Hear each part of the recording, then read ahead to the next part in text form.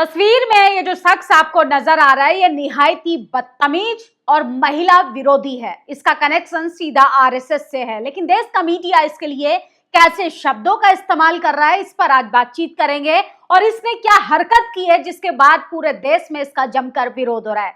सोचिए, कहने के लिए तो ये सीनियर व्यक्ति है, सीनियर सिटीजन में आते हैं, लेकिन इनको ना संस्कार का ज्ञान है और ना ही सभ्य भाषा का, और ना ही इनके चाल चरित्र और शब्दों में महिलाओं के लिए सम्मान दिखाई देता है। सोचिए, ये लगातार एक बयान देते हैं, महिला जो कांग्रेस जनता पार्टी के दौरान प्रदर्शन में आई थी, उनके लिए आपत्तिजनक से भी भयानक अगर कोई शब्द इस्तेमाल किया जाए तो संकोच नहीं होगा। उन्होंने कहा कि प्रदर्शन में आई महिलाएं रेप की शौकीन होती हैं और उन्हें रेप का मजा आता है और वो आनंद लेती हैं। सोचिए कितनी घटिया बात की है। लेकिन कहाँ है तमाम महिला पत्रकार, कहाँ है महिला सांसद जो लगातार महिला अधिकारों को लेकर, महिला सशक्तिकरण की बात करती है, बेटी पढ़ाओ बेटी बचाओ से लेकर नारी शक्ति वंदन अधिनियम की बात करने वाली भारतीय जनता पार्टी क्या महिलाओं का सम्मान की बात नहीं करेगी? सोचिए, महिलाओं के प्राइवेट पार्ट में दिल्ली पुलिस डंडा डालकर उनको पीटते हुए दिखाई देती है। चारों तरफ चुप्पी, चारों तरफ शांति। क्या महिला आयोग नहीं है इस देश में?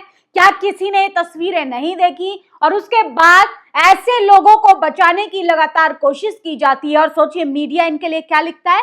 दक्षिणपंथी राजनीतिक। ये कौन से दक्षिणपंथी के भाई राजनीतिक विशेषज्ञ हो गए? इनका सीधा लिखिए ना कि आरएसएस से कनेक्शन है, आरएसएस के कर्मचारी आरएसएस के साथ काम करते हैं, इसलिए इनकी घटिया सोच है। महिलाओं को उलूल जुलूल बोलकर ये लगातार सुर्खियां बटोरने का काम करते हैं। अब इन्हें पुलिस ने धर लिया। रेप का आनंद लेती हैं लड़कियां। दक्षिणपंथी राजनीतिक टिप्पणी का टीजी मोहनदास को विवादित बयान देने के बाद हिरासत में ले लिया। एक वीडियो में मोहनदास ने कथित तौर पर कहा कि दिल्ली में छात्रों के प्रदर्शन में रेप की घटनाएं बढ़ने की आशंका थी। उन्होंने वीडियो में कथित तौर पर दावा किया कि इससे संबंधित शिकायत नहीं की जाएगी, क्योंकि प्रदर्शन में शामिल लोग रेप को पसंद करते हैं। कुछ लड़कियां भी हैं जो अपने रेप का आनंद लेती हैं। सोचिए, कौन है ऐसी महिला जो रेप का, बलात्कार का आनंद लेती है? इतनी घटिया सोच है इनकी। पहले तो इनको शर्म आनी चाहिए अपने बयान पर। इनको शायद नहीं पता है कि रेप पीड़िता पर क्या गुजरती है, और रेप आरोपियों के समर्थन में जब पंचायतें होती हैं,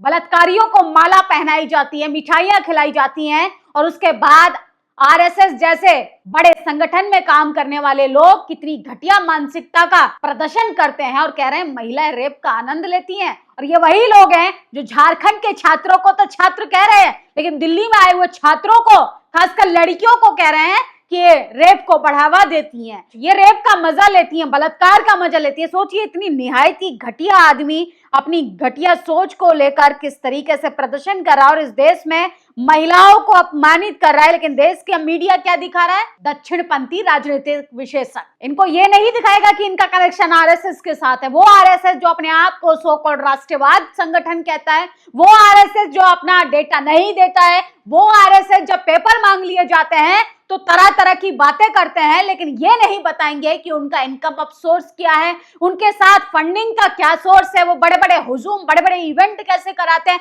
मोहन भागवत को Z+ सिक्योरिटी किस आधार पर मिली गई है, जबकि वो तो किसी भी संवैधानिक पद पर नहीं है। किस तरीके से इस देश में मजाक बनाया जा रहा है, कानून की धज्जियां उड़ाई जा रही हैं, और ऐसे राष्ट्रवादी अपने आप को सो कॉल्ड दक्षिणपंथी विशेषज्ञ बताकर बचाव करते हुए महिलाओं को अपमानित करते हैं। और इस देश में तमाम महिला सांसद खामोश हैं। कंगना रनावत कहाँ हैं, जिनको लगातार महिला सम्मान की बहुत चिंता होती है? अब वो इस पर मुंह खोलेंगी अपना? सोचिए, कहाँ है वो तमाम महिला सांसद जो लगातार महिला सशक्तिकरण की दुहाई देती हैं, लगातार कहती है कि महिलाओं को सशक्त बनाना होगा, इसलिए महिलाओं को रिजर्वेशन लाना है, इसलिए महिलाओं को सदन के अंदर लाना है। सोचिए, महिलाओं के लिए जब ऐसे उलूल जुलूल शब्दों का इस्तेमाल किया जाएगा, असल में महिलाओं को रेप का आनंद लेने में मजा नहीं आता। ऐसे घटिया निहायत ही बदतमीज लोगों को महिलाओं का रेप करने में मजा जरूर आता होगा, क्योंकि ये वही लोग हैं जो बलात्कार को पसंद करते हैं लेकिन समानता को बर्दाश्त नहीं कर सकते। ये वही लोग हैं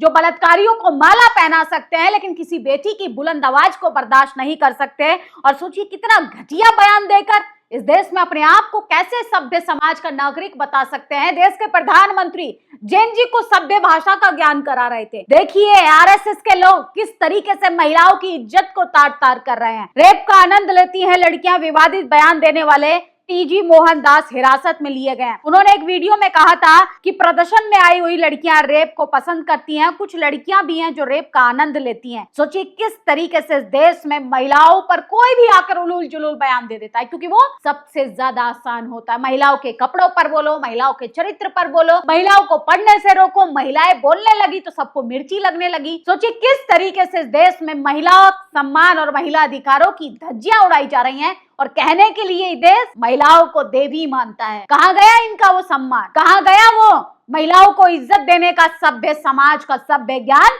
आप एक आरएसएस में काम करने के दौरान महिलाओं को अपमानित करते हैं, और सोचिए किस तरीके से ये लगातार बलात्कारियों को मनोबल बढ़ाने का काम कर रहे हैं। वीडियो में दी गई टिप्पणी के लिए रविवार को दक्षिणपंथी राजनीतिक टिप्पणीकार टीजी मोहन ने ये मत्तनचेरी स्थित उनके घर से हिरासत में लिया। मामले की जांच के लिए पुलिस अधिकारियों ने उन्हें हिरासत में ले लिया। पुलिस की टीम ने कहा कि पहुंचने के समय मोहनदास घर पर ही थे।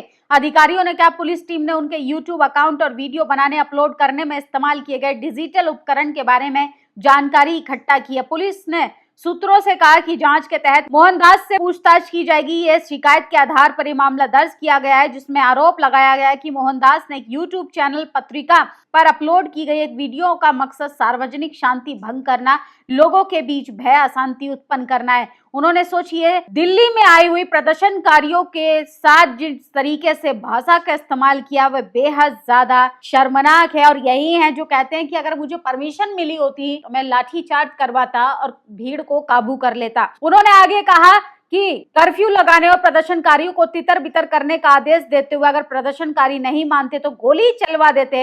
ये दावा भी किया कि भले ही इस दौरान कुछ लोग मर जाते, स्थायी रूप से अपंग हो जाते, लेकिन स्थिति कुछ ही घंटों में काबू हो जाती और सबों को अस्पताल भेज दिया जाता। सोचिए कितने घटिया लोग हैं। सोचकर भी शर्म आती है कि ऐसे लोगों के हाथ में इस देश का धर्म को बचाने की जिम्मेदारी है।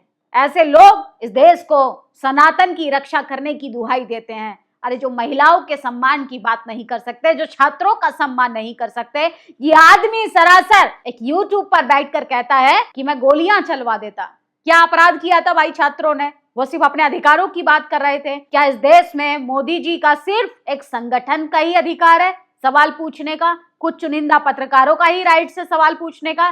सोचिए जो पत्रकार दुहाई दे रहे हैं, खासकर संघी मानसिकता वाले, डेमोक्रेसी की, लोकतंत्र की लोकतंत्र को झारखंड में कुचला जा रहा है, अमन चोपड़ा से सवाल पूछा जा रहा है, वही लोग देश की राजधानी में बैठे छात्रों को दहशतगर्द बोल रहे थे, आतंकवादी बोल रहे थे, खालिस्तानी बोल रहे थे। और ऐसे संगठन से जुड़े हुए लोग महिलाओं को कह रहे हैं कि वो रेप को बढ़ावा देती हैं, वो रेप का मजा लेती हैं। असल में महिलाएं रेप का मजा नहीं लेती, आपकी घटिया सोच रेपिस्टों को बढ़ावा देती है। सोचिए इस देश में भारतीय जनता पार्टी के लोग ही रेप कर कर पार्टी ज्वाइन कर लेते हैं। कुलदीप सेंगर याद है, प्रज्वल रेवन्ना, रिकॉर्ड तोड़ महिलाओं का शोषण करने वाला, उसके प्रचार में देश के प्रधानमंत्री जाते हैं। मोदी जी के संसदीय क्षेत्र में बीएचयू कैंपस में उन्हीं की पार्टी का प्रचार करने वाले लोग बच्ची का बलात्कार कर लेते हैं। हाथरस कांड याद है, सोचिए किस तरीके से बलात्कारियों के समर्थन में पंचायतें हो रही थी, और आज वो लोग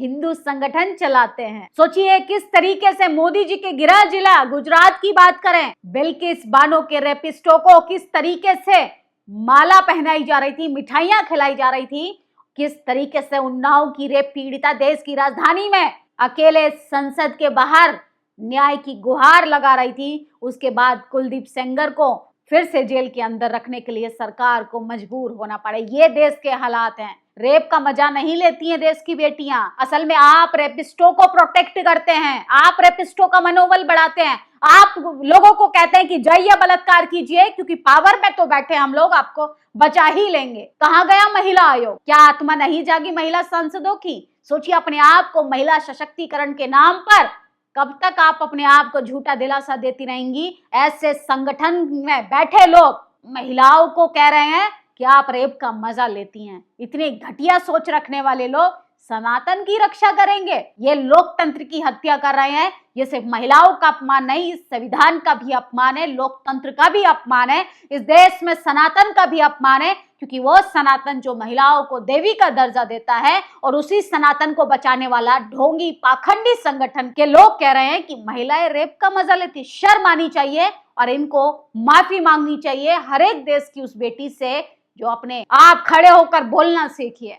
शिक्षा की बात करना अपराध हो गया। और सोचिए, संगठन में काम करने वाले लोग कह रहे हैं कि महिलाओं को रेप का मजा आता है। शर्म आनी चाहिए।